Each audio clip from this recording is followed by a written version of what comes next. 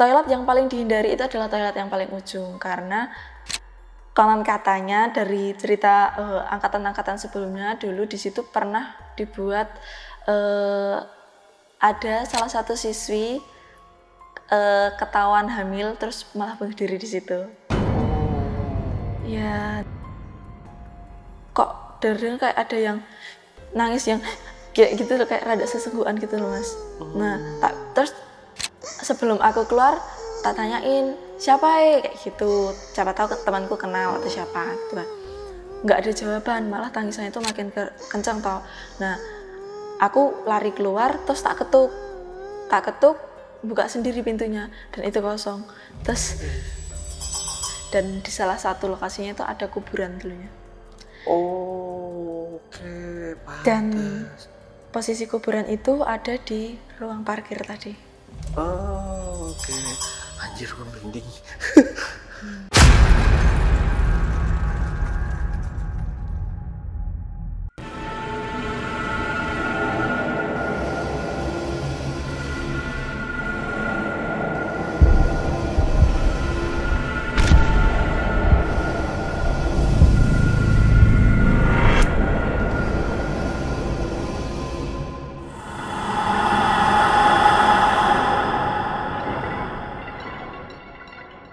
Assalamualaikum warahmatullahi wabarakatuh. Jumpa lagi dengan saya, Ale Jejak Backpacker. Tentunya dalam obrolan misteri Jejak Backpacker kali ini, kembali saya menghadirkan seorang narasumber yang pernah mengalami kejadian mistis. Seperti apa kejadian mistis yang dialami oleh narasumber kita pada malam hari ini? Langsung aja kita sapa narasumbernya. Assalamualaikum Mbak Sekar ya. Oke. Mbak Sekar, matur suwun. Matur suwun sudah hadir di studio. Ini kita bukan studio ya, ini kita lagi ada rangkaian roadshow podcast Jejak Backpacker 2025. Yang mana kali ini kita sedang berada di Yogyakarta nih, Mbak Mei. Nah, tadi waktu Mbak Mei masuk ke sini gimana nih? Hotelnya nyaman nggak nih? Nyaman banget sih Mas, soalnya tadi kan di depan itu kayaknya tertutup gitu, begitu masuk ke lobby, ke resepsionis, lihat kolamnya, lihat dalamnya, adem ya ternyata. Kan di luar Jogja sekarang lagi panas banget ya. Betul. Tuh pokoknya sejuk dingin. Iya, recommended banget ya buat teman-teman yang lagi liburan ke Jogja, buat nginep di Jogja Village. Betul, apalagi tempatnya juga strategis, deket banget sama pusat wisata. Betul, ya kemana-mana deket. Iya. Gitu ya. Oke, nah ini seperti apa nih kisah yang mau ceritain nanti? Kisi-kisinya bocorin dulu sedikit. Oke, jadi ceritanya itu dulu tentang sekolahan aku Mas, di suatu wilayah di daerah Indonesia.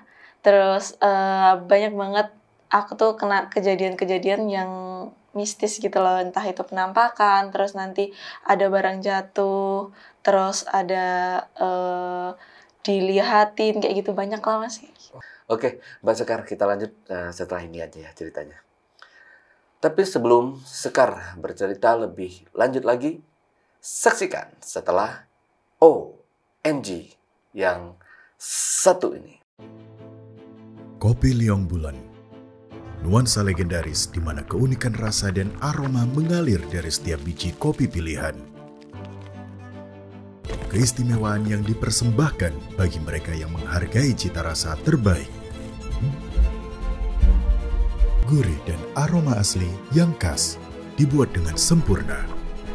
Kopi Liong Bulan, keajaiban dalam setiap aroma. Oke, Mbak Sekar, udah siap buat cerita? Oke, siap. Ya, aman ya? Aman. Oke, silakan kalau gitu, Mbak Sekar. Jadi aku ceritanya mulai dari awal aku masuk sekolah dulu. Kan sebenarnya aku tuh orang awam ya, Mas. Jadi aku nggak tahu nih awal-awal kejadian-kejadian kayak gitu tuh gimana. Awalnya itu aku masuk ke situ, terus aku kan orang rantau ya Mas di sekolahan itu. Nah, sekolahanku itu salah satu sekolahan berbasis art. Jadi ada seni musik, seni tari, terus ya seni-seni gitulah. Okay. Nah, aku spesifikasinya ceritain ke bagian seni tari sama seni musiknya aja. Nah, pas awal-awal aku masuk sekolah itu ya seperti biasanya lah, masih awam, nggak tahu apa-apa. Terus ada momen kita itu mau ujian. Nah, karena aku itu di jurusan seni tarinya, nah kalau mau ujian itu biasanya pada latihan-latihan gitu loh, latihan sampai overtime di sekolahnya. Jadi sekolah itu punya kebijakan setiap maksimal kalau misalnya mau pakai di luar pembelajaran itu cuman sampai jam 5. Nah, pada saat itu selesai sekolah itu sekitar jam 4-an atau jam 3-an lah, aku lupa. Nah, kami masih langsung lanjut latihan untuk ujian, ngejar ujian akhir semester. Nah, ngejar ujian sampai karena kita keasikan ya, lupa waktu sampai jam maghriban gitu, jam 6-an. Nah, jam segituan. Nah, di salah satu ruang praktek itu kan juga ada alat musiknya. Jadi nanti ada momen itu latihan tari sama latihan musik itu dijadiin satu. Nah, pas waktu itu ada 2 temanku lagi latihan musik, tapi musiknya itu dia latihan yang bagian depan aja. Jadi Mas tahu kendang? Ya, nah temanku itu latihan kendang, terus yang satunya itu di belakangnya itu latihan yang dari besi-besi itu loh. Nah, itu.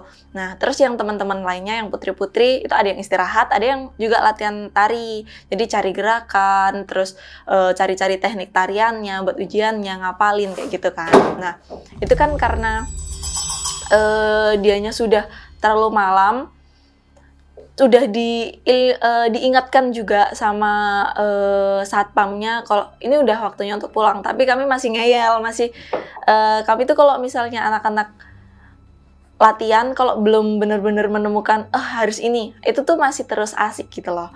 Nah, habis itu kita latihan, ada momen dimana tiba-tiba musik gong itu berbunyi. Iya, bunyi sendiri gitu, bunyi sendiri, ya takutlah kami ini. Terus teman-teman yang cewek-cewek pada teriak keluar, terus yang cowok-cowok yang sempat ada yang nge-freeze dulu, terus pada akhirnya berlarian keluar semua. Terus dari situ kita pulang. Terus ada momen juga pas kita lagi latihan praktek pagi-pagi, jadi ada kelas di mana kita datangnya tuh lebih pagi daripada jam kelas itu masuk gitu loh. Nah, kita masuk pagi-pagi, latihan lah kami sebelum mulai pembelajaran. Kita latihan, ternyata DVD-nya itu nyala sendiri. DVD-nya? Iya, jadi padahal kalau DVD di zaman itu tuh waktu itu masih pakai DVD yang harus ditancepin gitu loh.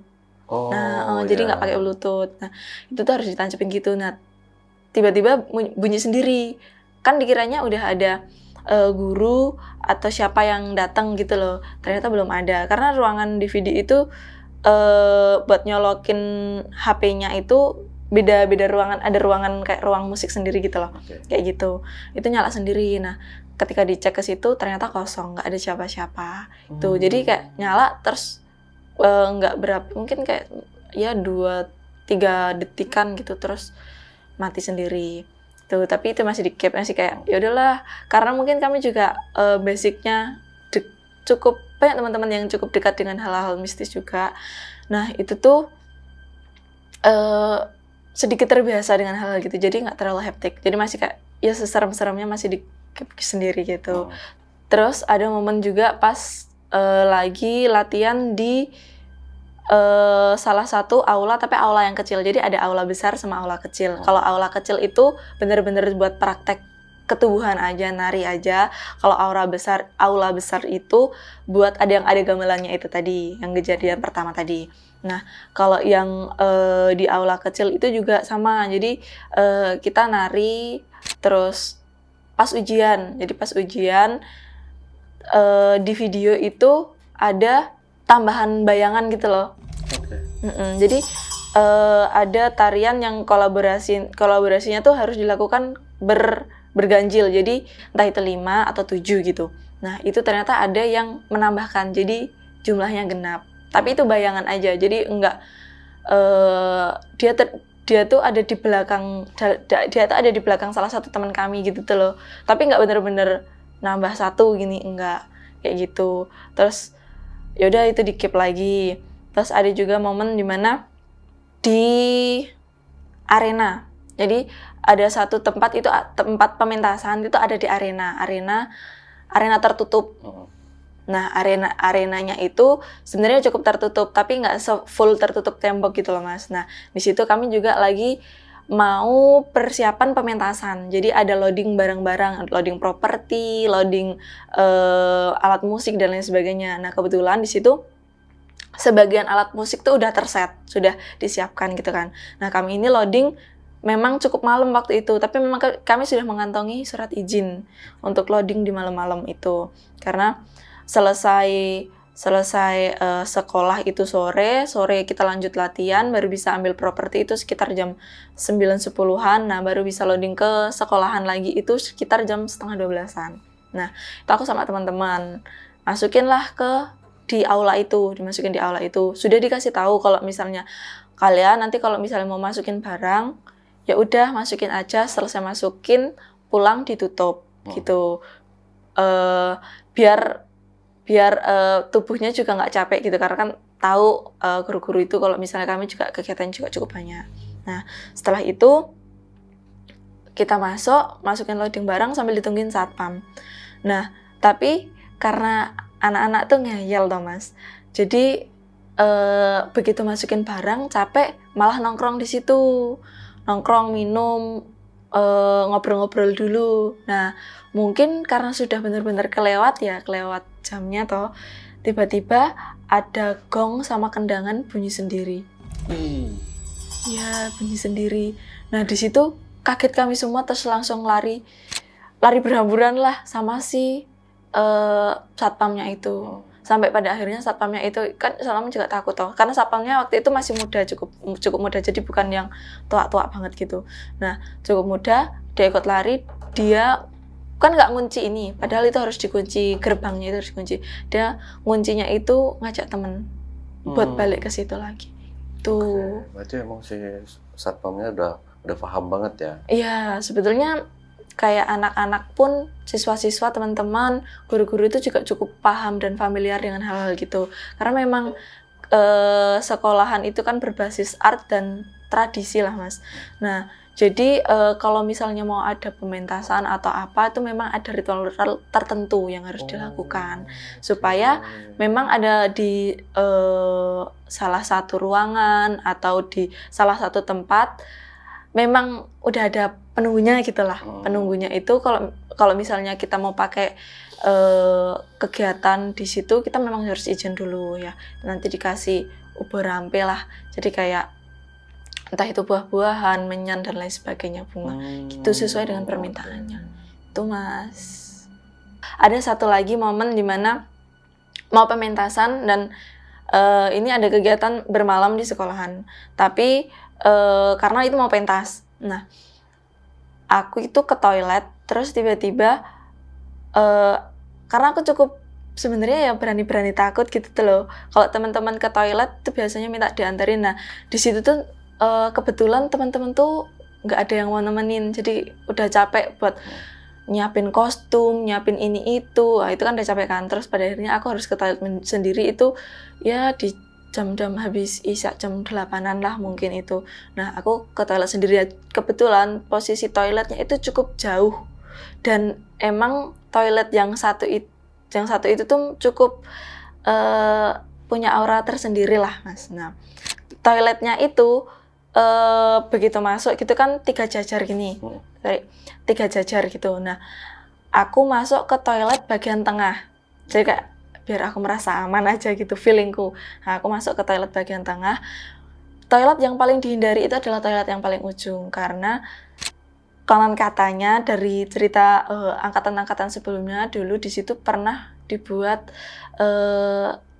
ada salah satu siswi ketahuan hamil terus malah bunuh diri di situ.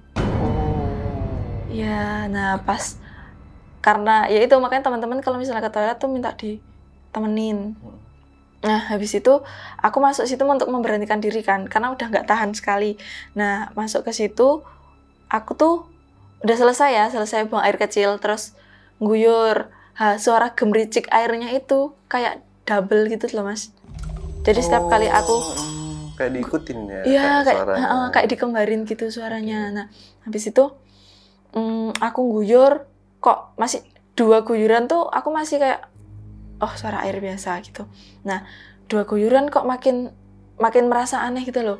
Terus merasa kayak hawanya jadi berbeda ya, jadi lebih mencekam sama deep gitu tuh loh. Jadi makin was-wasnya kan sayanya.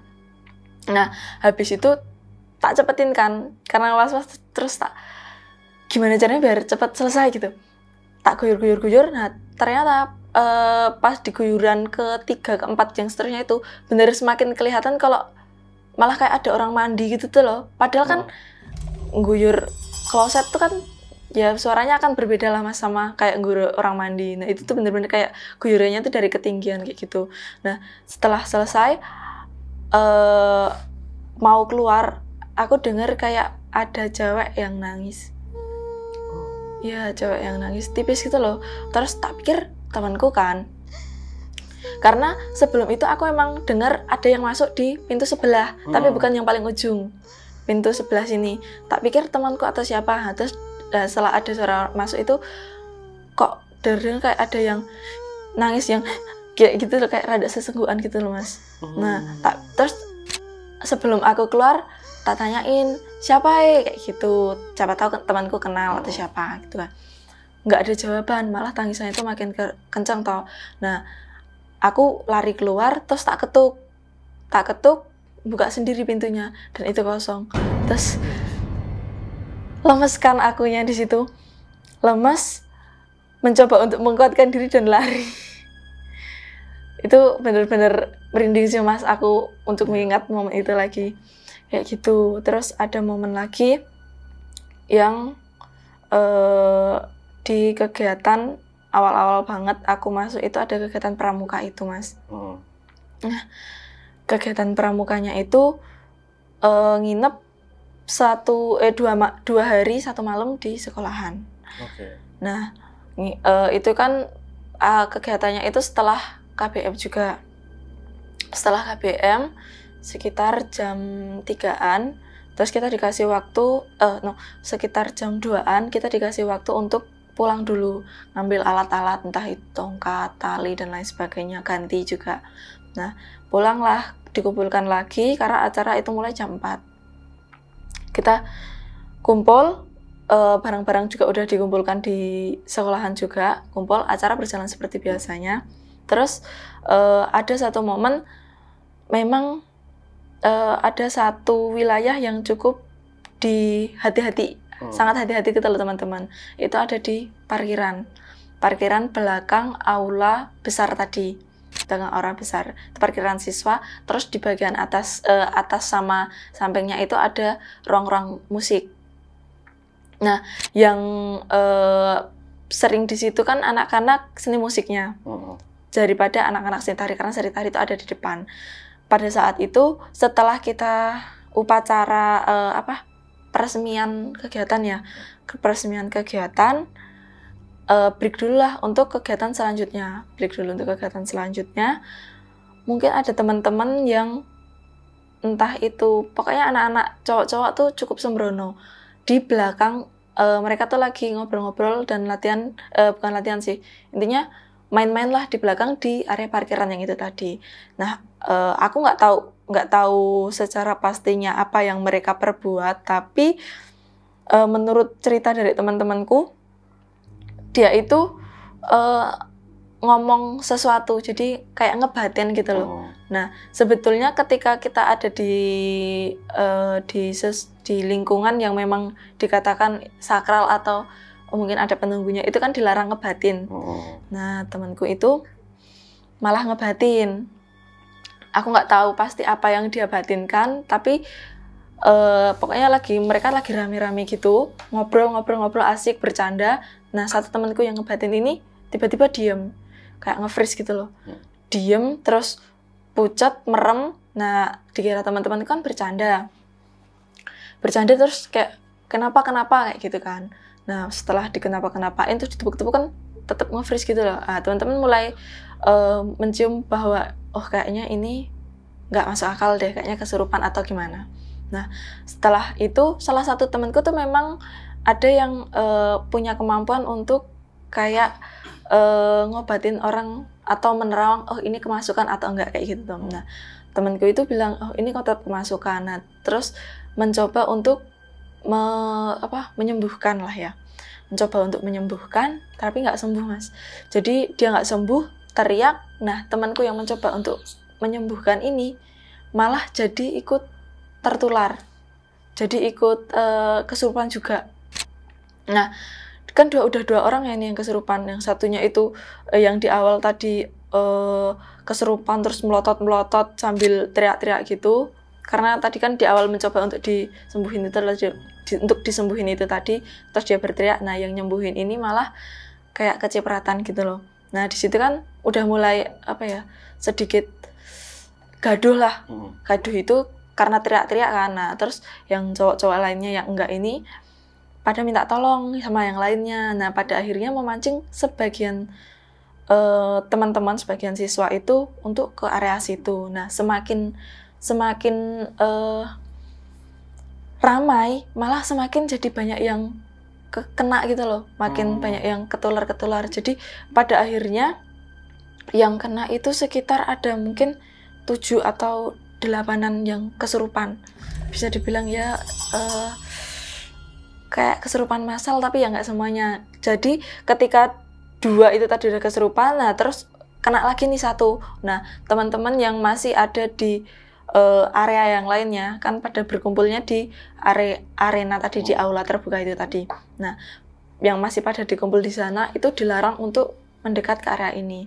Jadi biar juga kalau yang belum tahu ada kejadian di situ, ada kejadian kesurupan, biar tetap tenang gitu loh, dan kegiatan selanjutnya tetap berjalan. Nah singkat cerita itu tuh bener-bener yang bertujuh atau berdelapan aku lupa, itu tuh kesurupannya tuh bener-bener susah untuk disembuhin.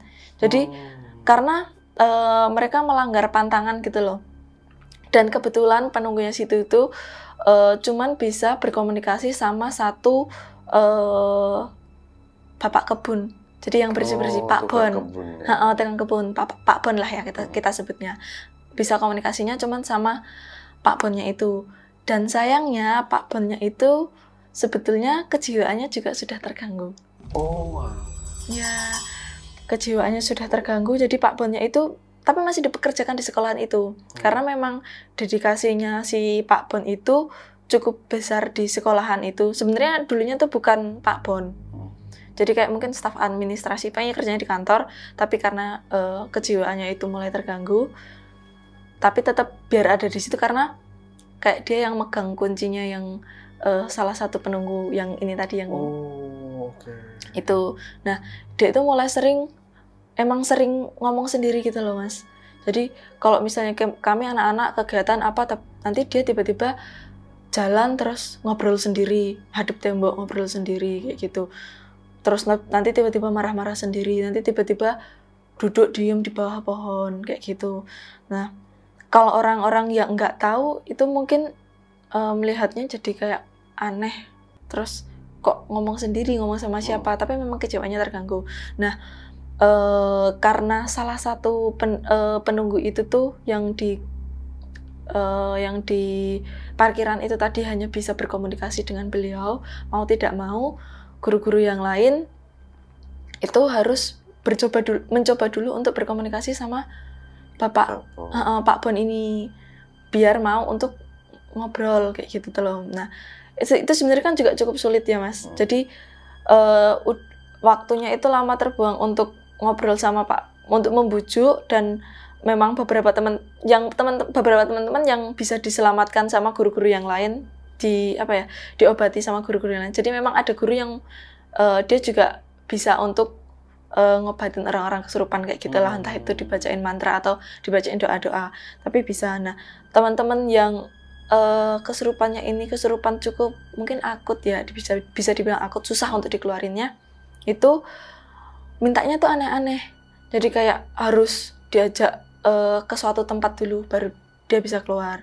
Jadi dia di situ sebenarnya dia bukan salah satu makhluk yang ada di situ, tapi dia kesurupan di situ, terus dia minta dianterin pulang dulu di misal di taman, dianterin di taman baru bisa disembuhin.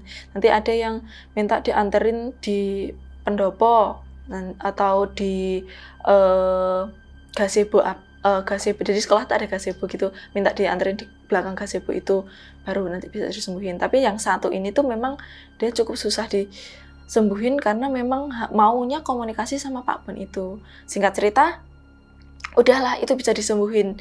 Sampai itu disembuhin itu sekitar jam 7-an.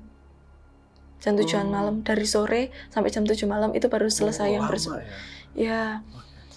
Sampai jam 7-an. Terus tapi kan kegiatan masih tetap terus berjalan. Nah, setelah di jam setelah maghrib itu kita itu memang dikumpulkan di aula untuk materi sama persiapan untuk jelajah malam. Nah, jelajah malam yang sebagian siswa itu dikumpulkan di aula itu, ruangan terbuka itu tadi.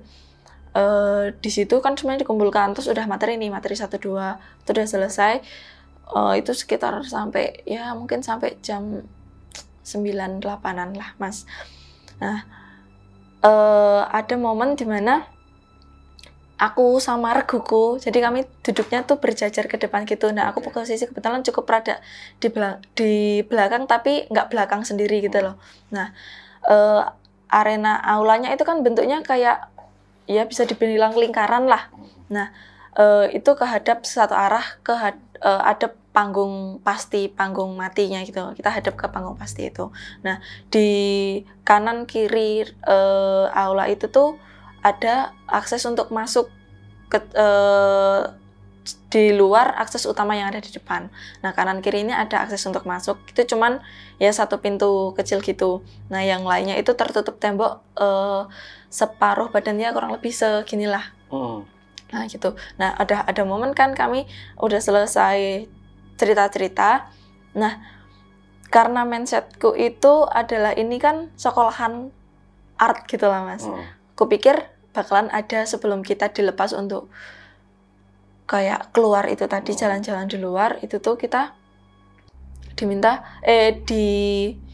dipikirnya bakalan ada pementasan. Nah, dari mindsetku di situ, aku tuh lagi ngobrol-ngobrol sama teman-teman, terus fokusku tuh tiba-tiba noleh ke kanan gitu lah, ya kayak nggak sengaja noleh gitu aja. Nah, di situ tuh memang aku melihat kok kayaknya ada kakak kelas yang keluar dari satu ruangan ganti, ruangan make up gitu. Nah, tak pikir dia tuh mau pentas. Jadi karena beliaunya tuh pakai kostum lengkap, terus pakai rambutnya panjang, terus kayak pakai apa ya namanya, kayak mahkota kayak gitu, ya lengkap gitulah. Terus pakai bajunya tuh hijau gitu, hijau kayak kemben lah, jadi tubuh yang sininya terlihat gitu. Ya, kupikir memang akan ada pementasan gitu loh. Nah, si beliaunya itu, kakaknya yang wanita itulah, wanita itu jalan kan. Nah, begitu jalan kan, aku salfok toh, Mas. Salfok, lihat, terus aku langsung ngasih tahu temanku, kayak, ada yang mau pentas loh, kayaknya kita sebelum ini lihat pentasan dulu baru keluar jalan-jalan gitu. Nah, temanku juga langsung lihat, terus temanku, oh iya ya. Nah, belakang temanku tuh juga dengar kan aku ngomong itu. Terus, oh iya ya, ngobrol apa ya kok cantik banget mbaknya gitu. Karena kan lihatnya kan dari samping, jadi cuma separuh gini loh. Jadi enggak seluruh muka gitu. Lihat dari samping. Nah, habis itu aku kan nunggu-nunggu momen dimana mbaknya itu masuk ke arena itu lewat pintu yang cuman kecil itu. Nah, di pintu itu tuh yang kelihatan bahwa badannya mbaknya tuh seluruh badannya kelihatan gitu loh. Ternyata ketika dia ada di pas lewat di pintu itu, kakinya tuh ngambang, Mas. Ya, kakinya tuh ngambang. Dan padahal itu tuh untuk masuk ke situ itu tuh masih kayak naik satu tangga gitu loh. Jadi harusnya kalau misalnya dia itu manusia ya, otomatis kita lihatnya itu atas kakinya, tapi ini tuh bener-bener kakinya tuh ngambang gitu loh di atas itu. Nah, terus aku kan shock kan, terus aku bener-bener terdiam sejenak. Terus teman-temanku kan notisnya kan notis yang atas kan, temanku kayak sekarang kamu kenapa ya kayak gitu. Terus terdiam terbata-bata tuh kayaknya itu bukan manusia deh gitu. Nah ketika aku ngomong kayak gitu, ada lagi mbaknya yang satu lagi, jadi di belakang mbaknya itu ada lagi mbak sama. Oke, dengan pakaian yang sama nih. Iya, dengan pakaian yang sama, tapi dia jalannya lurus terus. Nah kalau yang aku lihat itu bener-bener hadap ke mau masuk gitu tuh loh. Mbaknya itu mau masuk. Setelah aku terdiam itu kan, dari aku lihat bawah, terus tiba-tiba aku naluri lihat ke atas. Alangkah gimana ya? Iya sih, kebayang ya. Atasnya itu hancur, Mas. Sorry, wajah? Iya, wajahnya itu hancur dan nggak jelas gitu loh, nggak jelas lah struktur ininya, struktur mukanya. Jadi yang aku bisa lihat cuma matanya aja. Nah itu kan bener-bener shock banget kan, Mas. Makanya aku kayak diam gitu terus. Nah temanku tuh ada yang notice juga depan. Jadi temanku, aku di sini, ada temanku lagi. Nah temanku yang depannya ini notice bahwa kalau misalnya itu tuh bukan manusia, karena dia juga ngelihat itu ngambang kayak gitu loh. Tapi itu aku posisi masih diem untuk kayak ya kaget lah, Mas. Nah mbaknya itu kan masuk hadap bener-bener dari yang awalnya kita cuma lihat separuhnya ini, terus langsung belok gini tuh loh. Makanya aku shock yang ketika dia belok terus wajahnya kayak gitu, itu natap lurus ke depan tajam gitu loh. Karena yang bisa kelihatan cuma bola matanya aja, Mas. Natap ke depan tajam, terus dari, kalau bisa ditarik garis lurus ya, Mas, dari mbaknya, misal kayak mbaknya ada di sini, nah di seberang sini teman-temanku yang ada di bagian depan tiba-tiba teriak histeris, terus dia kesurupan juga. Nah sebagian teman-teman kan yang di dekat-dekatnya si ini loh, di dekatnya temanku yang teriak itu juga kaget kan.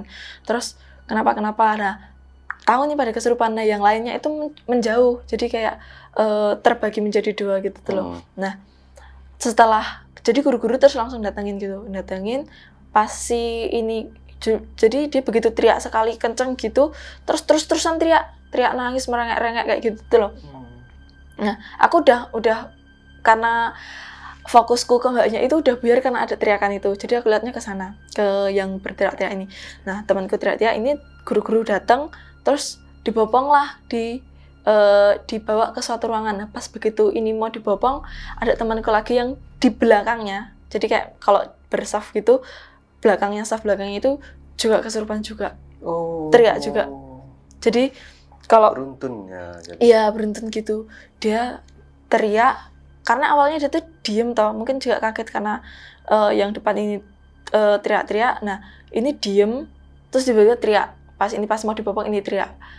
Pada akhirnya dievakuasi semua lah di salah satu ruangan gitu. Entah, kayaknya sih UKS ya, seingatku tuh UKS. Nah setelah itu kami siswa-siswa yang lainnya itu disuruh untuk tenang dulu, jadi kayak cooling down gitu ya, sekalipun ya nggak bisa tenang tapi tetap mencoba untuk tenang gitu loh. Nah acara tetap berlanjut, jadi kita tetap jalan-jalan keluar. Nah jalan-jalan keluar itu di jam 10-an, jalan-jalan keluar udah kan, berjalan seperti biasanya.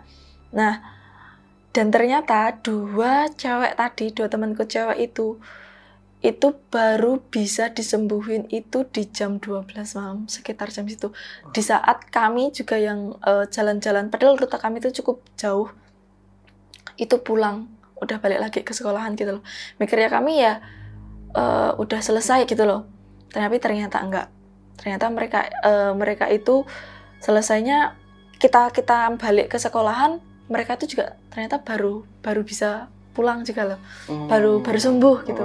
Nah katanya itu Jadi ada beberapa apa sih namanya kalau misalnya kakak-kakak yang jadi panitianya gitu loh di pramuka itu.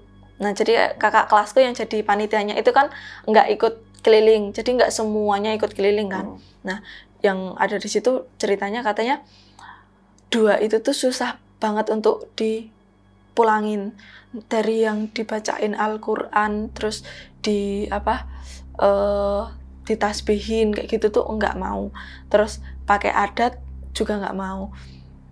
Satu pada akhirnya itu mau tapi cuman sama satu guru seni musik. Dia mau pulang kalau dia ketemu sama guru seni musik ini, sedangkan guru seni musik itu tuh nggak ada di kegiatan itu, jadi dia harus dijemput dulu gitu loh. Sedangkan jarak si guru musik ini dari sekolahan itu cukup lama, cukup jauh, kayak baru bisa sampai kayak 30 menitan baru itu kan. Setelah itu yang teriak kedua ini yang gampang untuk disembuhinnya. Ketemu sama guru seni musik ini, komunikasi, pada akhirnya mau pulang. Nah yang satu ini bener-bener jadi kayak di guru-guru itu dibuat capek untuk kamu maunya apa. Misal dia minta sesajen, diturutin sesajennya, kurang bunganya nggak mau. Diturutin bunganya, nanti misal minta dupa. Jadi dia mau makan dupa gitu. Dupanya nggak sesuai dengan apa yang dia mau, dia nggak mau. Jadi kayak nanti dijanjiin gitu loh. Jadi kayak buat perjanjian, kayak nanti tak beliin, tak cariin dupa yang ini. Tapi kalau misalnya dupa ini udah ada, pulang ya gitu. Iya. Nah setelah dupanya ada nggak mau pulang, masih nggak mau. Jadi kasihan anaknya yang dimasukin gitu kan, raganya pasti tersiksa Mas. Nah habis dupa nggak mau, terus maunya pindah ruangan dari UKS itu pindah ke ruang praktek besar. Mau pindah ke ruang praktek besar, terus dia mau pulang kalau dikasih musik, diiringin gitu loh. Diiringin musik dulu. Nah setelah diiringin musik, jadi diiringin musiknya tuh cuman satu musik aja, jadi kayak cuma kendang aja. Dikendangi lah ininya. Nah setelah dikendangi, dia nggak mau. Jadi kayak di PHP gitu tuh loh kitanya. Dia nggak mau karena dia nggak mau yang ngendangin tuh guru A, dia maunya guru B. Dikendangin lah sama guru B. Setelah dikendangin sama guru B, diajak komunikasi, pulang ya, enggak, dia mau joget dulu. Dia mau menari dulu gitu loh. Nah habis itu dia menari, terus minta setelah menari diem kan, mungkin ada satu momen dia nari terus tiba-tiba diem. Kenapa? Udah kan, pulang yuk gitu kan. Nggak mau, dia mau gandrungan gitu loh Mas, kayak nari berdua. Dia mau nari berdua sama guru tari yang A. Setelah itu baru dia bisa pulang. Makanya pulangnya makanya dia dari jam ya sekitar jam 7-an ya itu ya, dari sekitar jam 7-an dia kesurupan, itu baru bisa selesai jam 12 malam gitu. Terus setelah itu mencoba untuk berjalan seperti biasanya. Nah pas kita kan semua itu diistirahat karena banyak kan, jadi nggak per kelas gitu, banyak banget. Ada 5 kelasan lah, itu dijadiin satu ruangan, jadi tidurnya dijadiin satu di arena terbuka, di ruangan praktek yang besar itu tadi. Ruangan praktek besar, tidur di situ, putra sama putih kan dibedain. Nah aku sama teman-teman tidur di situ kan. Nah aku kan nggak bisa tidur kan Mas, karena aku juga masih terbayang-bayang dengan wajahnya yang tadi itu, wajahnya kakaknya tadi yang soalnya memang auranya itu dari samping itu bener-bener cantik, terus kayak aura penari gitu tuh loh Mas. Nah tapi ternyata kondisi wajahnya cukup tragis lah, masih terbayang-bayang akan itu kan. Nah terus momen di mana semua teman-teman tuh udah pada tidur, akan belum tidur. Jadi cuman kayak ubah posisi balik tidur ke kanan, tidur ke kiri, merem melek kayak gitu terus kan. Nah, udah posisi itu lagi sunyi-sunyinya, tiba-tiba aku tuh merasa mendengar ada lantunan musik, ada orang nyanyi. Ada orang nyanyi, ya tetembangan lah mungkin ya. Kayak tetembangan Jawa kayak gitu tuh loh. Nah, kan tak pikir tuh ada temenku yang masih belum tidur terus dia bergumam atau nyanyi-nyanyi gitu tuh loh. Tapi ternyata enggak ada. Nah, semakin kayak aku mikir kayak mungkin temanku lagi dengerin musik atau apa yang headsetnya bocor atau gimana gitu kan. Berpositif thinking lah, Mas. Ternyata makin kesini tuh suaranya makin hilang terus berganti dengan tangisan. Pada akhirnya aku keluar dari situ, terus aku lari ke musola. Aku lebih baik tidur di musola, Mas. Gitu. Kayak gitu sih, Mas, cerita-ceritanya. Oke. Berarti emang sekolahan itu, mohon maaf, ini sekolahannya setara dengan SMA atau? Sekolahannya itu secara dengan SMA SMK. Oh, oke. Ya, gitu. Nah, di mana? Dulunya di tahun berapa sih ada siswa yang pernah bunuh diri? Itu tuh udah tahun lama sih, Mas. Ya, aku nggak tahu pastinya, tapi tahun 2000-an. Tahun 2000-an? Ya, jadi masih memang di mana sekolahan itu juga belum seperti sekarang, maksudnya masih ya tahun-tahun 2000-an ya, tahun-tahun yang banyak banget yang kasus hamil duluan, terus bunuh diri kayak gitu. Nah, itu ada di tahun sekitar 2000-an itu, entah 2001, 2002, saya kurang tahu. Tapi sempat ini di media sempat? Enggak, kalau misalnya nanti ter-up di media, takutnya sekolahannya yang akan ini, karena ya itu sekolahan berbasis seni juga kan, Mas, ya pasti banyak yang ini nanti. Jadi memang banyak kasus-kasus yang seperti itu janggal yang disembunyikan, jadi kayak memang ya bagai rahasia umum aja, jadi cuman sekolahan dan mungkin warga sekitar yang tahu aja gitu. Tapi mengenai sesajen yang sering di umbu rampe ya? Umbu rampe ya. Itu tadi kan sering dibikin ya. Itu sama guru-guru atau? Iya, jadi memang sudah disediakan sama guru-guru. Jadi memang guru-guru kan terbagi yang akademisi, yang benar-benar ngajar teori, sama yang ngajar ke praktek. Nah, yang menyiapkan untuk kayak sesajen, gunungan atau apa itu memang guru-guru dari guru-guru praktek gitu. Buat minta izin lah sebenarnya gitu. Berarti kalau udah kayak gitu, guru-guru ini udah paham dong, udah tahu banget dengan situasi di sekolahan itu ya? Iya, Mas. Memang dari dulu sebenarnya dari awal dibuatnya sekolahan itu, sebenarnya sekolahan itu didirikan awalnya tuh lahan kosong, benar-benar kosong, ya apa sih, pokoknya lahan kosong yang tidak terawat, dan di salah satu lokasinya itu ada kuburan dulunya. Oke, pantes. Dan posisi kuburan itu ada di ruang parkir tadi. Oke. Anjir, gue merinding. Ya sebenarnya aku juga sharing cerita kayak gini juga butuh keberanian yang takutnya semoga aja tidak terjadi apa-apa lah, Mas.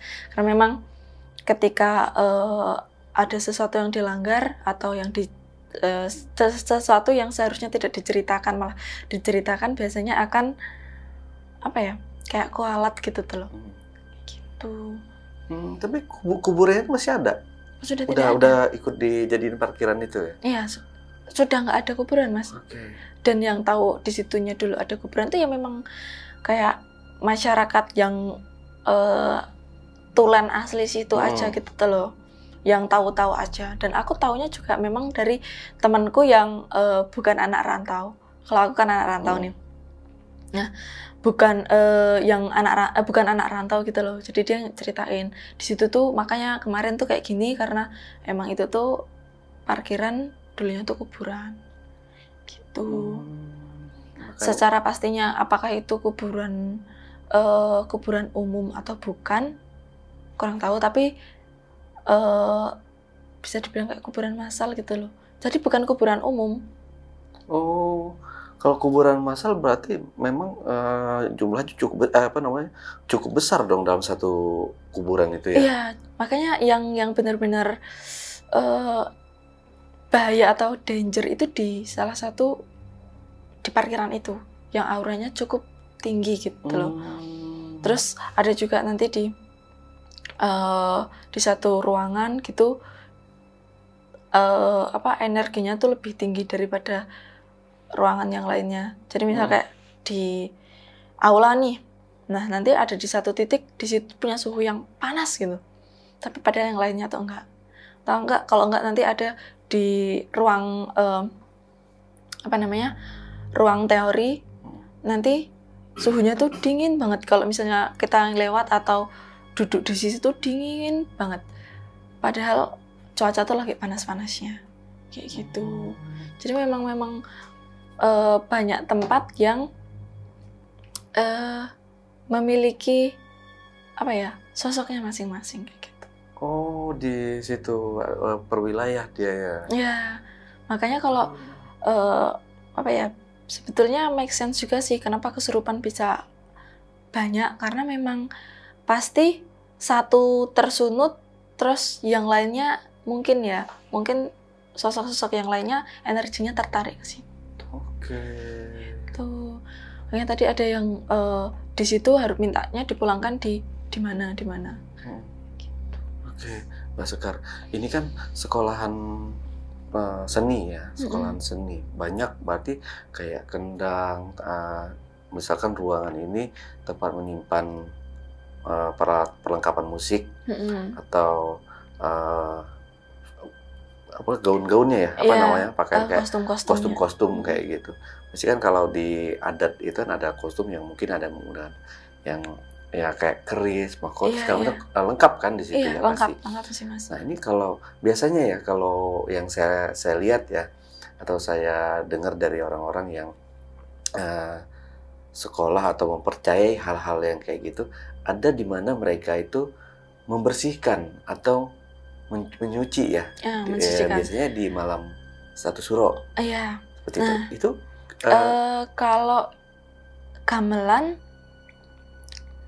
jarang Mas, karena sebetulnya gamelan itu cuman ada di satu misal kayak satu alat musik, gong. Nah itu biasanya memang iya. Jadi tapi nggak dimandikan, jadi cuman diberi sesajen. Iya kayak gitu. Karena bukan pusaka lah. Bukan pusaka yang memang dikhususkan untuk tempat tinggal. Nah, kalau biasanya yang disucikan atau dimandiin setiap satu suro atau apa, itu memang biasanya pusaka-pusaka yang memang tujuannya untuk diisi gitu loh, memang untuk tinggal makhluk-makhluk kayak gitu. Nah, kalau di sekolahan kami itu sebetulnya tidak ada yang memang dikhususkan, cuman kayak ketempelan gitu tuh loh. Gak mau, pokoknya maunya gitu kayak gitu. Itu jadi nggak ada kostum atau misal ada keris. Memang kami praktek itu ada keris, ada pedang, ada tombak, ada tameng. Tapi itu semua tuh basicnya cuman untuk media pembelajaran aja kayak gitu. Kalaupun memang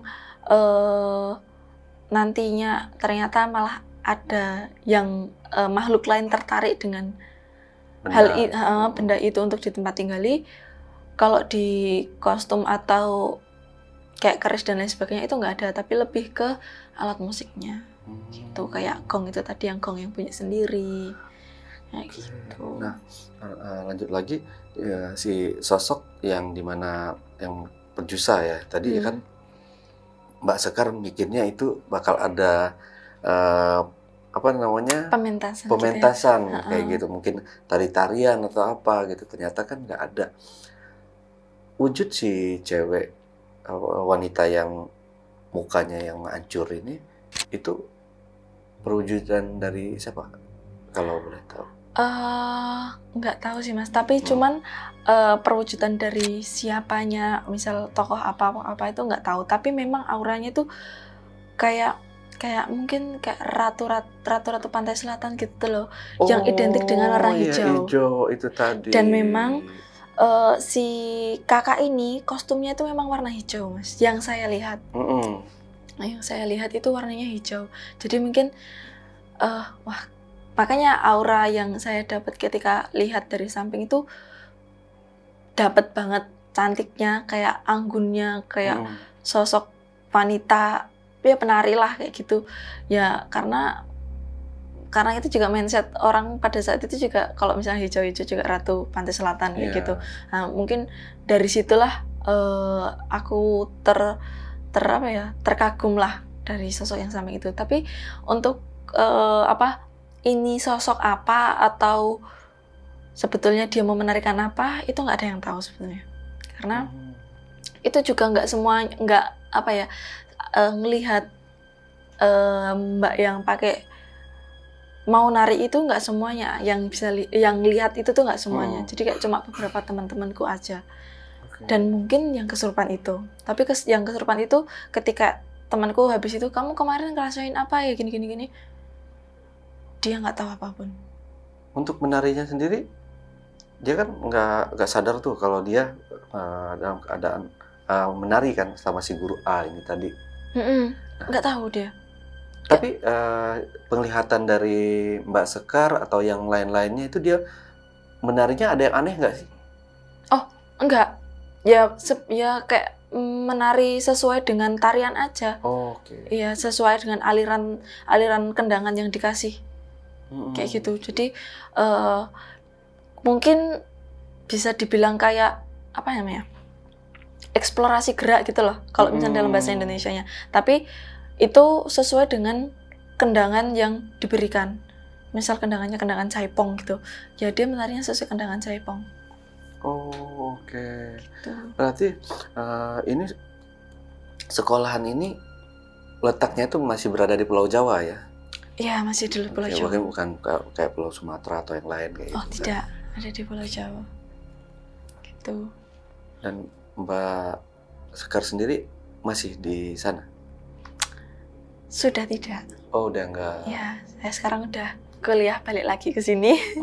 Balik lagi ke Jogja. Jadi saya udah kuliah di Jogja gitu. Oke. Oh, gila ya pengalaman Mbak Sekar. Serem banget loh. Dari tadi saya mikir ini merinding dari awal cerita tuh udah merinding terus dari tadi. Iya, apalagi kalau misalnya Mas bisa lihat si mbaknya itu tadi sih. Itu benar-benar yang seketika ketika saya lihat wajahnya itu nge-freeze, dingin, kaku, merinding. Oke. Apalagi itulah kenapa kita nggak boleh kayak mengasih sesajen ya sebagai Muslim gitu ya Mbak ya. Banyak malah gini loh.